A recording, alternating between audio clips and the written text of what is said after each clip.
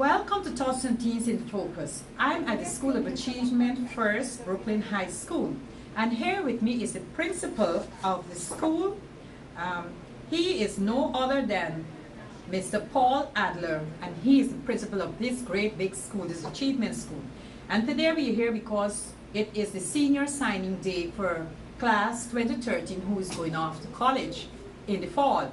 Mr. Adler is the head of this school, and he is going to give us some more ideas about the school and the things that they are doing in school, because what I heard in his remarks was powerful, it was honorable, and it was achieving, so that other youths out there who would like to have great opportunity can make their grades. You have to be graded, make your grades so that you would come to the school of Achievement First Brooklyn High School. And this is the first time that they have a graduating class, because they start from the lower level and now they meet to that stage of graduation, and they have great schools and they're going to the university and to the college. And I must congratulate you for this heavy work that you take on to bring into the society and making our young people out there to go out and achieve their goals. And I know from their speech, it comes from their heart, and they really appreciate everything that you do. Mr. Paul, welcome once again, and you can tell us more about yourself. Hello everyone. As my interview here said so well, we really are trying to start something special here. My name is Paul Adler. I'm the founding principal here, and 8 years ago we started this organization out of a community response. The community really craved and wanted a community-based school that had the mission not just for kids to get into college, but to go to college. So it really started with a community appeal. The founding principal, Mr. Orpheus Williams, went to people's homes and got enough interest from families in the Crown Heights area that we could start this incredible organization. So I feel very blessed because Mr. Williams did a lot of the hard work in starting everything over 8 years ago. Once he started the middle school in 5th grade, we knew that by the time they got to 8th grade, we would want a strong high school for them to go to. And parents were getting increasingly concerned that after a great middle school experience, there would be no good option for high school other than private school or Catholic schools, all of which were quite expensive.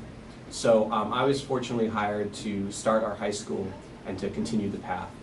And so when I started, my mission was to create kind of a public prep school, a school that any parent would feel comfortable putting their kids in and would actually pay for, but they'd get that private school education for free.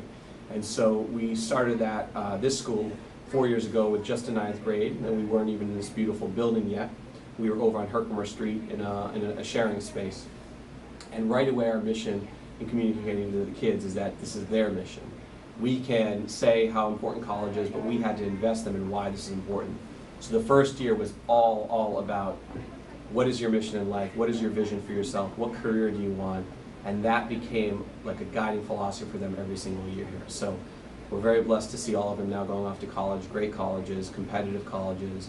As you heard from their speeches today, it really means a lot to them. So that's kind of how we started the school. Okay, and you know, I know you started school, but what would be your motivation like to get this school excel in other areas, excel in other communities, that they can have this opportunity and achieve their goals, and they don't have to be in a public school that is not caring, but be in a school that is concerned about their development. Yeah. Well, I mean, I do think there are some public schools out there, and I don't want to say that there aren't public schools. There are some public schools out there doing great work. The problem is that the choices are so few and far between for parents. It's a very small % chance you're going to get a strong school for your kid. So our goal is to, we call it as fast as possible, as slow as we must. We do want to expand, we do want to give more opportunities and open new schools, but we don't want to do so recklessly. We want to do so with thought. And what that means is that we want to identify a strong school leader, a strong community organization to make sure that it grows. So we are already expanding. We have more middle schools than ever. We're starting a 2nd high school next year. Which is great. So the goal is eventually to really hit and reach a really high percentage of kids in the New York area. We'd be happy with, we're at like 5% right now. We want to get to at least 25% of families in the Crown Heights area we can reach. What would be your message to parents who would like to make give their children the opportunity and they can't get them because sometimes you are full or overbooked? Yep. That's a great question. I take that question from parents a lot. My biggest piece of advice is start early. All the lotteries, if you can start even pre-K when your child is around 4 years old and go to the lotteries, you can go to www.achievementfirst.org, and there's information, again, www.achievementfirst.org. That website will tell you how to apply for the lottery. The easiest time to get your child in is for kindergarten. And that way you're guaranteed not just K through 5, but K through 12 education. So I would start early. The second thing you can do is, before 5th grade, you can also do that, but I would start as early as possible. You can even go to our school sites, you'll see it on the website, and come into our office and fill out an application for the wait list in case your kid is already older than the kindergarten age. Your motto and mission for the school? The motto and mission for our school is that every single scholar who passes through our halls gets a 4-year education in college and also develops the character skills they need to be community leaders. So it's not just getting the college education, but what can you give back to the community? That's really where our mission is centered on. I know that some of the students do go out to college and sometimes they study, they fail, some go forward, something. What would be your mission, although the children were from your school, how would you keep in contact to encourage them to keep up with their grades and to, not get involved in things that is not well organized for their development? That's a great question. I think it starts with finding the right fit. If you just send a kid blindly to any college they pick, you might end up with a bad situation, like you said, where they're not in the right place. They don't feel good socially or academically, and then you have really worst case scenario when the student does not continue in college and leaves college. So first is finding a great fit. The second is the support, and we are very blessed. We have hired what's called an alumni counselor. This person's sole job is to actually go to the college campuses, make sure the kid is registered for classes, for everything they need in their dorms, and then she's actually going to be there almost monthly, making sure kids are in good academic standing, not failing any classes, and doing the right thing. So I think any school that can hire that position, it's a really valuable position. This is very interesting because a lot of students started, sometimes they cannot upkeep their tuition fee, and they leave school or they have to go to work. What can parents do, or children do in such cases that they cannot afford to pay their school fees, or they're not working and they're not getting the funding that they're supposed to get because parents would not sign for them? How would you advise them to go forward to get the sponsorship for the schools? That's another great question. We do have a college team that helps with that. One thing I would say to families is, this sounds kind of funny, but get all your financial information in gear and really together, even in freshman year of high school. I know that sounds funny, but when colleges, when you start to apply to colleges, they want to see all the financial information, tax returns, tax review, everything, every part of your taxes they want to see. If you have it together early, you're more likely to get scholarships and financial aid. The key, of course, even with schools that we fall in love with, is we don't want to just have our kids apply to a school that, halfway through they won't be able to afford. So we also match kids based on finances. And the key, again, is starting early and be persistent. A lot of times colleges will say, well, we only have this much funding for your child. Write them back, write an appeal. That will show them that you're really serious about going to this college and staying there. They don't give aid to people who are going to they don't give financial aid or scholarships to people who are going to leave. They give it to the people who are persistent. So I would just keep persisting, keep calling the office if the need for your family is not met. Is there any message you would like to send out to the community around here or elsewhere that they can make a better change in the community? Yeah. I would just say that I want to send first a thank you to the community, because this community has been very supportive of this building and us sending our kids to this high school. And it is always my goal that our kids, when they leave this school, show their best selves in our surrounding community. I would say for the rest of our community, keep supporting our charter school efforts, especially Achievement First. The more kids we send, the more schools we can open. So keep showing interest, keep coming to the lottery nights, keep giving your support.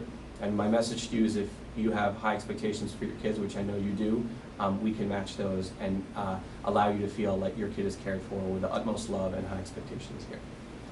How can they make contact with your school? We're located on 1485 Pacific Street between Brooklyn and Kingston. So if you ever want to come in to set up an appointment or put your child on the wait list, you can come and just sign in with the desk and they'll point your way here.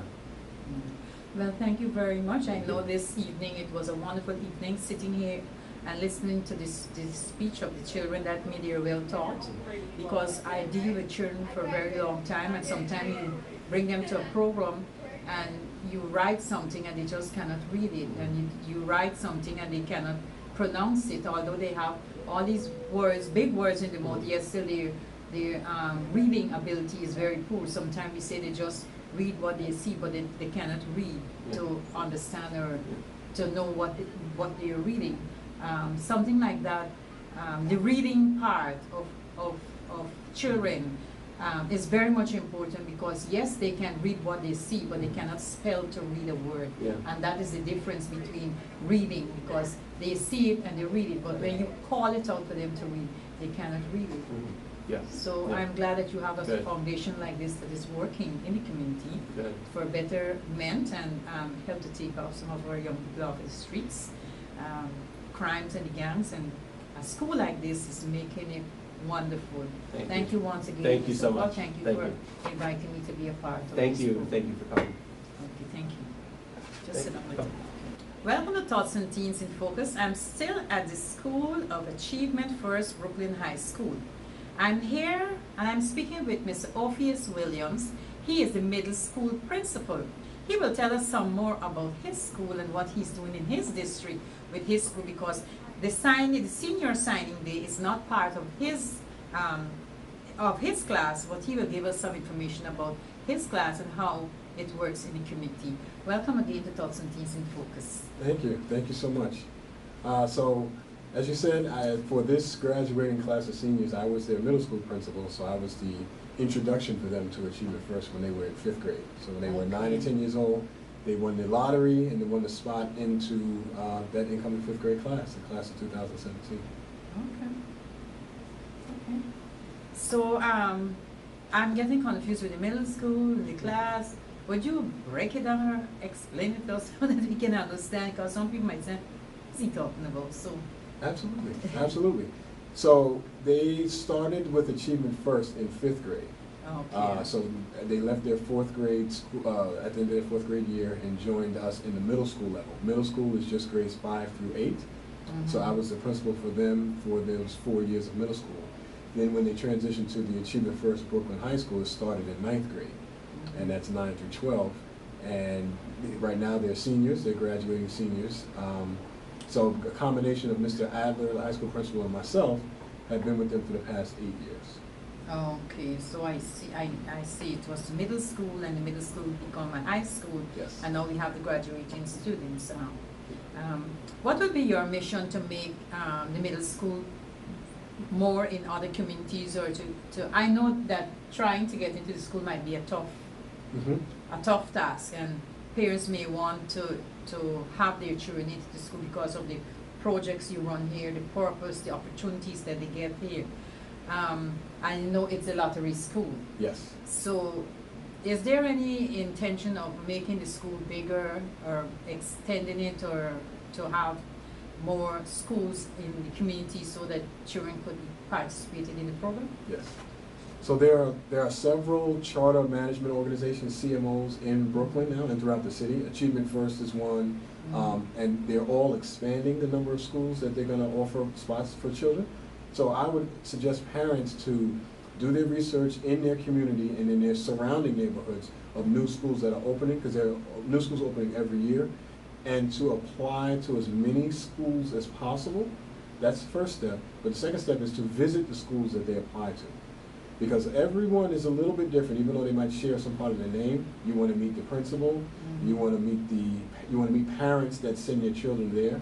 So I would say the best time to visit these potential schools would be at dismissal. So you can talk to parents that are picking up their kids and see if they're pleased with what their child and what they're experiencing at their school. I know you said charter school, and most of the schools are going charter, and some people are complaining about having charter school. Is it charter school as a part of a private school, or it's just a charter school, but it's the work that is a more disciplined school and a more professional school than what we have, you know, in some of the schools and the way the children behave on the street. The children from these schools do not behave in that way, or they are not, would not be allowed to behave in that manner. So first off, the charter schools are public schools, totally public. Any child in the community or within the 5 boroughs based on their zone can apply to go to the school. Now, the way that the charters maintain their communities and their climate is that in order to open a charter school, you're basically making a commitment to the city or to the state that you're going to perform at a certain level. In return for that, every 5 years, your school is going to be under very close scrutiny to see if the results are strong and if the community is strong. So in many ways, charter schools are held to a very stringent form of monitoring and accountability to make sure that they're doing what they're promised to do. But that being said, if there's a school in your neighborhood, whether it's a charter school or a traditional public school, I still would encourage parents to speak to the principal, speak to parents at that school to see if they're pleased. Because many of the charter schools that are here in Brooklyn are in the same location of very successful traditional schools, and the teachers across both campuses are sharing their knowledge, sharing their techniques to ensure that all the kids are successful. It is definitely not a way to exclude, but we're trying to find ways that children have and families have different opportunities for their child to be successful. And you're trying to make it a disciplined school, because things that children perform on the streets is not healthy. And if we have schools that can train them in that manner, I think we can able to make our youths more productive and get better results from them. As a child, tell us something about yourself going to school, what it was like, and you know, your experience at school. As a child, I was very much into science. I loved the natural world, loved animals, and I really enjoyed mathematics and different books and such, but I also was very much into athletics. I was a very outgoing young man, and I had a very strong family support system. From my grandparents and my mother and father, everyone was very supportive of what I was trying to do. And it makes me think a lot about the kids that we serve now. We start the relationship with the children through their families. So Mr. Adler, myself, all have visited the homes of every student that you see walking through the halls. And not as a disciplinary action, but as an introduction to what we're trying to do. Because we realize the kids are not going to be successful if they don't have that family support. And if that support even needs some guidance on how to better support their child, we'll provide that as well. And I definitely learned that through personal experience and overcoming the challenges of some family challenges. And we see, you know, the realities that kids have sometimes things and obstacles they have to work through and their families have to work through. And as a school leader and as school teachers, we can't ignore those things. We have to make sure to understand that this is a part of forming who this child is going to be, and they need ways to equip themselves to overcome it. So lessons from my own childhood around perseverance and love of knowledge and different content transferred to the kids that I've worked to serve. I'm so touched to hear these things that you all are doing. It's so wonderful to know that we still have teachers and we still have schools that is making a difference, because sometimes you turn and say, well, the schools is no good, and you know, the charter right here, parents are complaining they want charter school, everything is charter school. But you know what? If it is making our children better, then we go for the goal. Go for the goal, because if we cannot handle or take responsibility of the children at home, somebody got to take responsibility, because I know when they came, most children, especially in the Brooklyn area, some of them, a lot of them came from the Caribbean or Caribbean parentage, and they know that parents, they know the rules of back home, or they had experience of the rules of back home. Yes. And as the parents said, I bring you into this world and I will take you out. Yeah. And you know, I have a program that is going on. Parenting belongs to parents and not to the system. And why I say not to the system, because if children know that they can call a cop or any person and the home is being dismantled because of that, they purposely do it. And I was reaching out in my broadcast that parents should take that responsibility and demand that they have control of their children, Yes. the rights to their children's life, and let them know that spanking is not bad. We all had thrashing. We all had thrashing when we were small. And we had thrashing in slavery. Some live and some made it out. So I don't see why that this time you spank a child is a problem. We spank our children, but we would not kill them. But the system and the law system brutalize them, and they have no charge against them. So I think that parents and the schools need to insist that, you know, parents should have some type of responsibility with the system, and that the system and the parents can work together to prevent this thing, because you may touch a child but you didn't really want to hurt him, but the child get hurt, not so bad that you could call the cops or the centers to take away the children. But yes, still, at the same time, just understand, we do know some children are being abused, which we can define the abuse and a parents correcting a child.